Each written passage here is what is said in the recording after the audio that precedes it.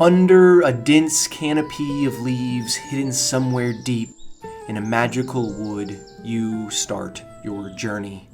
Your journey to peel back the infectious rot that seeps through the trees, your journey to save tons of cute woodland creatures and restore their homes, and ultimately, your journey to explore an immersive forest that is dense with vegetation and rich with colorful life. Ori and the Will of the Wisps is able to place you in the atmosphere of a forest more so than any game I've ever played. It's able to make you feel the cool wind whistling through its meadows, able to immerse you in the trickling water as it cascades down through the creeks, and able to make you feel kinship with the forest folk that inhabit Naiwen. Today on Blurbs, let's look at the 3 pieces that make up the key of Ori and the Will of the Wisps, Ambiance.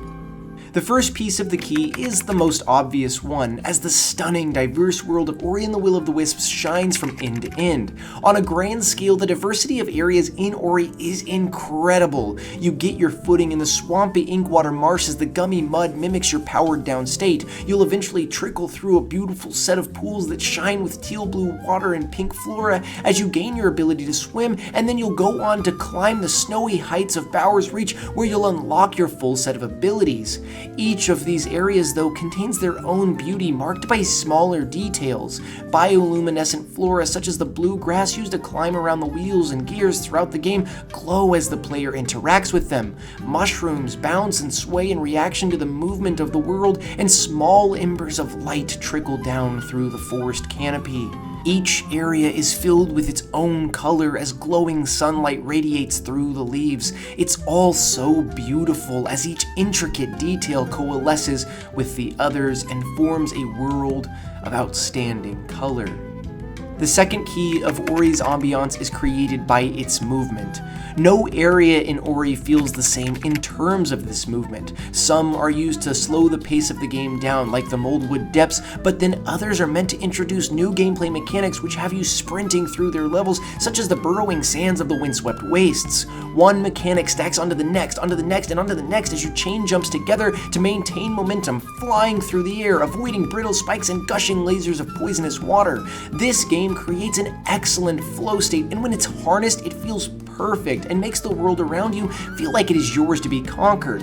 This flow state is honed in moments where you're dashing away from bosses, narrowly escaping their grasp as you use each of the abilities you've unlocked in the last section to maneuver through tight gaps and make impossible-seeming leaps. In these moments, the music always backs your play as it crescendos into a wonderful chorus and then settles back down into a beautiful hum. The final piece of this key is scale. More importantly, how Ori and the Will of the Wisps makes you feel the scale of the forest.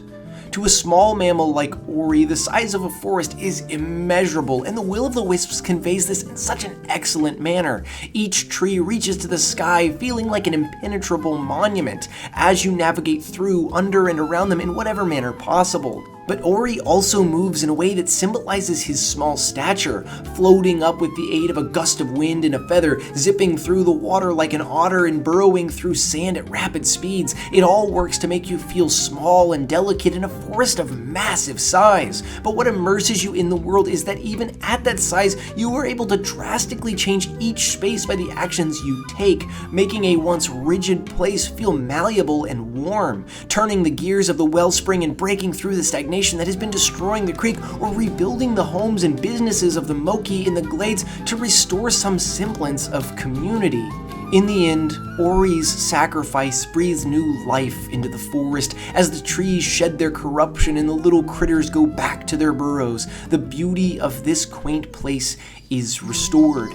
There is no grandeur to these woods, no great pride in their design, no rulers to their waters.